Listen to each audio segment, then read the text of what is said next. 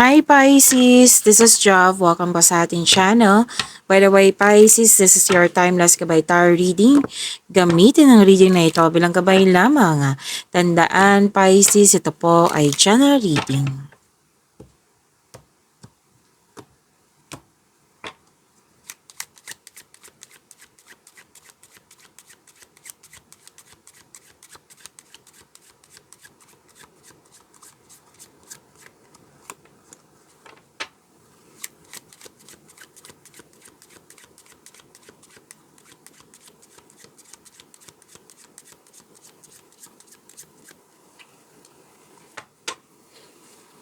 Pisces, natuwa ka dito kasi may faithful sa iyo. Loyal, supportive. Pwedeng kaibigan mo to. Na napatunayan niya sa iyo na loyal siya sa iyo, supportive siya sa iyo, sinamahan ka. Yan. So natuwa ka. Kasi napatunayan niya sa iyo na tunay siya. And this is also makaka-receive ka ng magandang balita, Pisces. And may positive result ha. Wow. At may importanteng announcement. Kung may nag-take ng exam dito or test, or kung hindi man ikaw to, pwedeng sa malapit na tao sa iyo, nakapasa. Oh, may positive result. Yes, congrats, Pisces. Malakas ang iyong intuition ngayon, Pisces. So, take these chances. Makinig sa inyong intuition kung pwede po. Nakatanggap kayo ng blessings at naging generous din kayo sa inyong kapwa. Or di kaya yung taong yun, very generous sa iyo. Yes. Tapos may pinoprotektahan ka dito. Pwedeng peace of mind. Inner peace, pinoprotektahan mo. Pwede din po, connection mo sa isang tao. Pwede din po, status mo ngayon, posisyon mo ngayon. Yan. Ang sabi ng card, na itong gagawin mo na aksyon, siguraduhin mong magkaroon siya ng strong values at magkaroon ng good intention para magtagumpay ito. So, this is success. Pwede din pong success in love ito. And, yes, may positive result. Wow, ganda naman.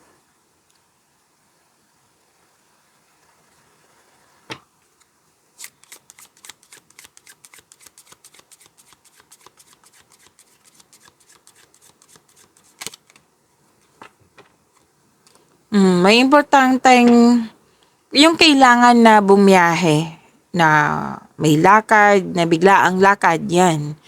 May travel, pwedeng bakasyon to, pwedeng adventure, yan. Tapos ang sabi dito sa new journey mo, magkakaroon po ng self-discovery or progress. At sabi din dito, itong new journey na ito, syempre changes to, new beginning ito. Nakikita ko dito, in-embrace mo to, which is good. Yes, which is good. Kasi kung i-embrace mo to, hindi ka mahirapan, hindi siya mabigat. Kumbaga, may freedom. Magaan, malaya. Maraming ginagawa, maraming movement akong nakikita dito. Pwede din relocation to, Pisces, relocation po. Tapos may sabi din dito, nakapag-decide ka na, nagbigay ka na nakapagpili ka na, pero may change of mind.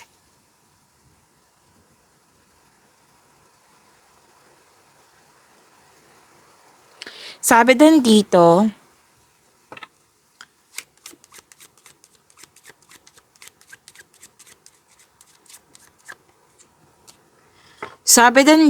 na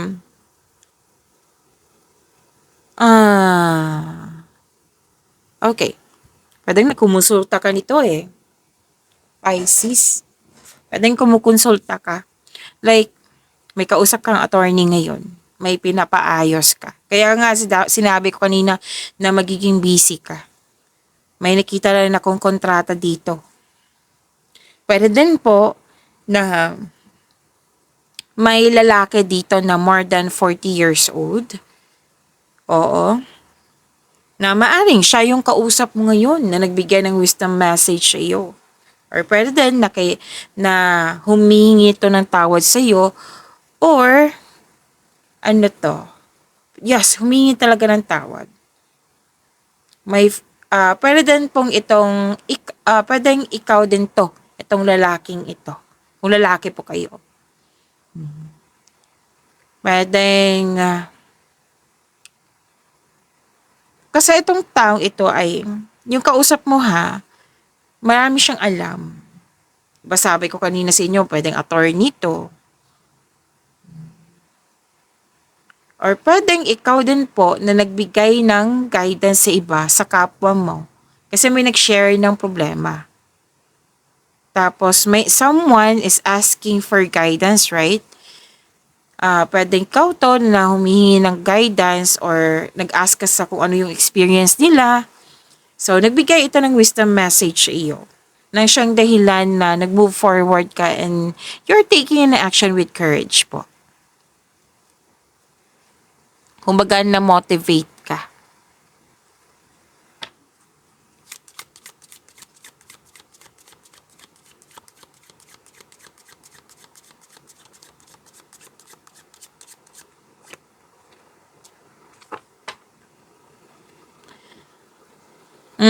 Pisces, may nakita ko dito sa dalawang card mo.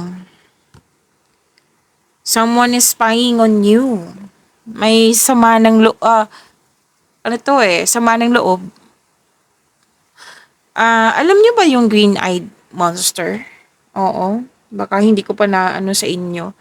Kung hindi niyo pa alam, so, this is a person na grabe yung inggit niya sa'yo or grabe yung galit niya sa'yo or grabe yung sama ng loob sa'yo.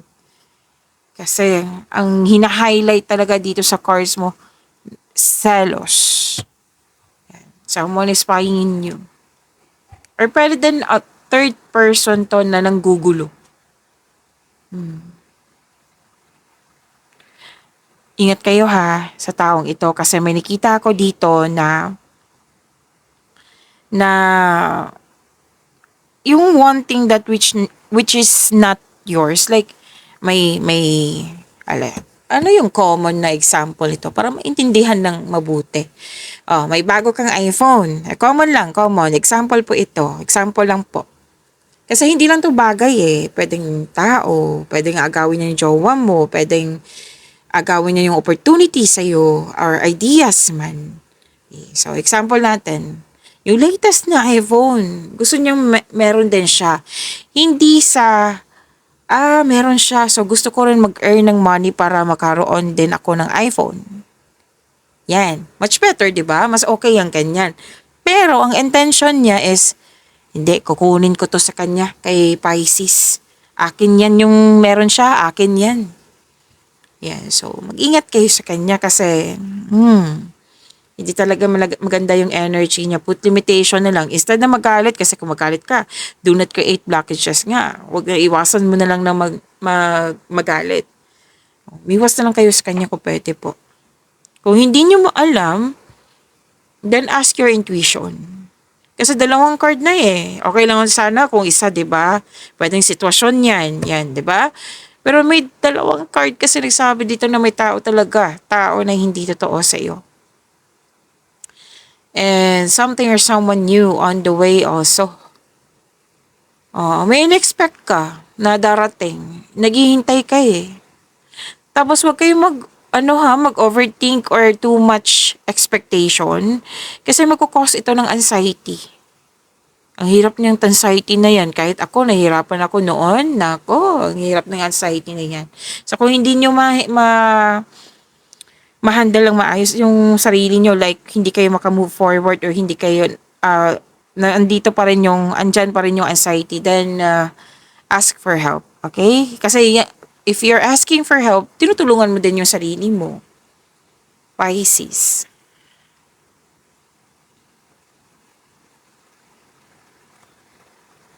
By the way, Pisces, kung may narinig kayong ingay, may ano tayo. Malakas pong ulan. Focus kayo sa mensahe para may makuha kayong gabay. Selos talaga eh. Kompetisyon, rivalry, tuso, mandarayan, nagko-compare. Nako, ang toxic niyan. Pero kung gusto mo siyang tulungan, Pisces, like malapit talaga to sa'yo, ipag-pray mo na, isuko mo siya kay God. I-mention mo yung name niya na like tapos isuko mo siya kay God. Tapos ask ka ng divine assistance. Okay? Kasi that is the best way na para tulungan din yung sarili mo. Okay? May dumaan na tendero. Okay. May dumaan na tendero ha. Baka may narinig kayong ingay. And, pwedeng babae to. Well, pwede din naman lalaki. Pero may nakita talaga akong energy dito ng babae. Ah, hindi ko kayo tinatakot, Pisces. Kailangan ko tong sabihin kasi dalawang card mismo nagsabi dito. Nakisawsaw ba to? Nangingialam? Ano pang term nito? Pwede din third person or third party concern. Or kabit. Okay? So, sa mga kailangan ko lang sabihin to kasi lumabas din po. So, kunin nyo lang kung ano yung naka-resonate sa iyo. Kung hindi kayo naka-resonate, ibigay nyo po sa iba kasi general reading po ito. Kasi minsan may viewers na ayaw magtanggap ng mga ganyan. Oo. So, ibigay nyo po sa iba. Okay? Pwedeng competitor nga to eh. Basta enemy ang sinasabi dito na kailangan nyo mag-ingat sa kanya. Kasi mukhang malapit to sa'yo, pwede din na ang lakas niya magsinungaling. Yan. So, pay attention. Kasi kung one card lang sinasabi dito, pwedeng hindi to tao. Pero dalawa kasi na nakikita ko dito na may tao talaga. So, sana yun sana yung ma-overcome niyo po iyan. Pisces. Ingat na lang kayo sa taong ganyan. Okay, let's proceed.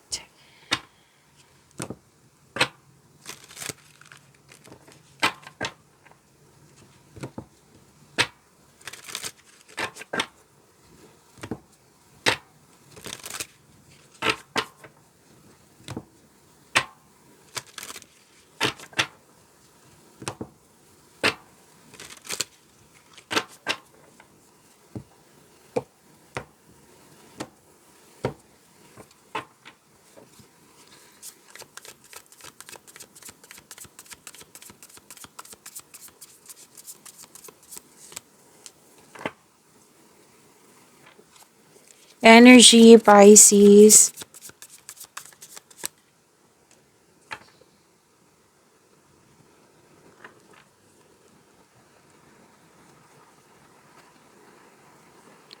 Pisces, maraming salamat po sa mga hindi nag-skip ng ads. Subscribe na po kayo sa ating channel at click bell notification para updated po kayo sa reading natin. Para sa mga gusto magpa-reading po, comment po kayo ng personal reading and check my reply sa comment section. Inom muna akong tubig. Saglit lang po.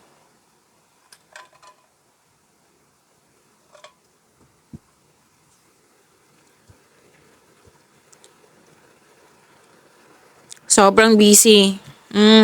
Yan yung sabi kanina, 'di ba? Marami kayong ginagawa. Hard worker. Si Pisces, productivity. Productive kayo ngayon, Pisces. Maraming ginagawa. Transition.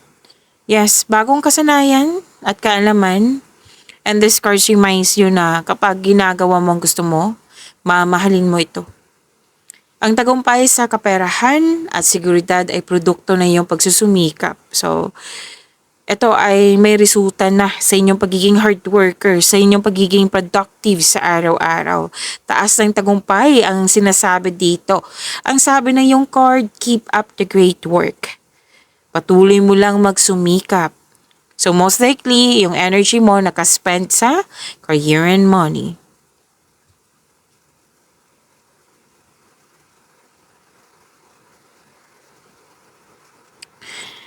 Okay, Lahat kayo eh. Kahit sa buhay pag-ibig, busy pa rin kayo. Kasi nga, may project, like target nyo na kailangan makaipon ako ng malaki. So, hard worker ako nga. Dapat maging productive ako. Yan, kasi may aabutin kami na goal. Yan. So, hard work at dedikasyon for financial prosperity para makaipon ng malaki.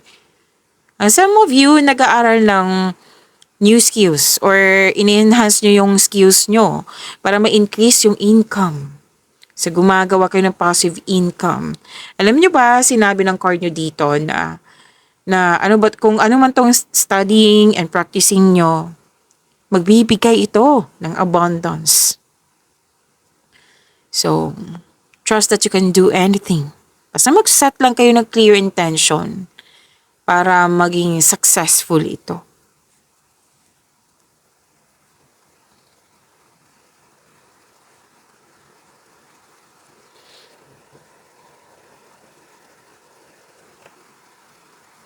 At sabi din dito, malalim ang iniisip mo, nagmuni-muni, nag-iisip ng mga plano pangarap sa buhay, nag-iisip ng mga desires sa buhay.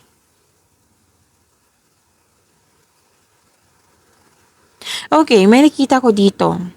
Malalim ang iniisip kasi pumipili ka. Pero ang sabi kasi ng card dito, kung pumipili ka, kung gagawa ka ng desisyon, mag-ingat sa sobrang pag-iisip kasi baka kasi ang ending nito, malilito na kayo. And ingat kayo sa temptation, sabi ng yung card dito. Kasi may nakita kong temptation dito. Maraming case ng temptation ha. Minsan yung temptation is inakala natin yan as inspiration. So ask yourself, temptation ba to? Inspiration ba ito? Kasi mag-ingat. Maraming case ng temptation. Mas piliin niyo po yung inner peace kaysa sakit ng ulo.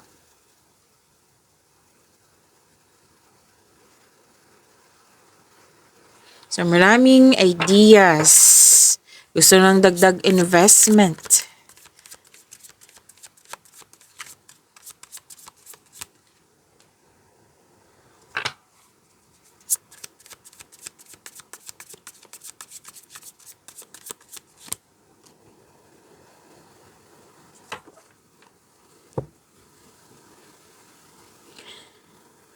Okay, Pisces, kakasabi lang kanina na wag talaga mag-overthink or mag-overanalyze. Kasi nakaka-drain niya ng energy. Nakikita ko dito na kailangan talaga, anxiety ba to? Diba? Lumabas to siya kanina dito. Anxiety ba to? Kung stress ba to? Kung ano man to. Na basta malalim ang iniisip mo. Worries. Yan. So, kailangan mong pakawalan yung sarili mo. Mas piliin mong bigyan ng atensyon to. Like, magkaroon ng time for reflection para makawala ka na dyan. Para makawala ka na sa overthinking na nakikita ko dito.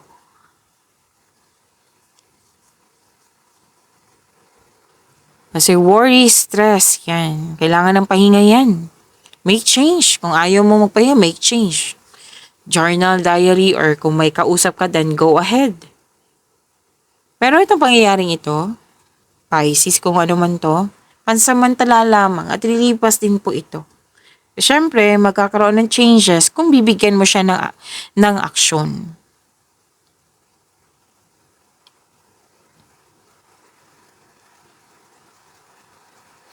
Malakas ang iyong intuition. At mas lumawak yung ambisyon nyo sa buhay. Tapos may makadiscover ka ng... Kasi malakas yung intuition. May malalaman ka sekreto, makadiscover ka na may nang loko. May careful kayo sa mga kontrata ha. Yung like agreement, pwede din hindi kontrata, like agreement, deal yan. Kasi malalaman mo naman to na may hidden charges, maka-discover ka ng deal na naging too good to be true, kaya be wiser, maging maingat. Alam mo to, malalaman mo to kasi nga malakas ang iyong intuition.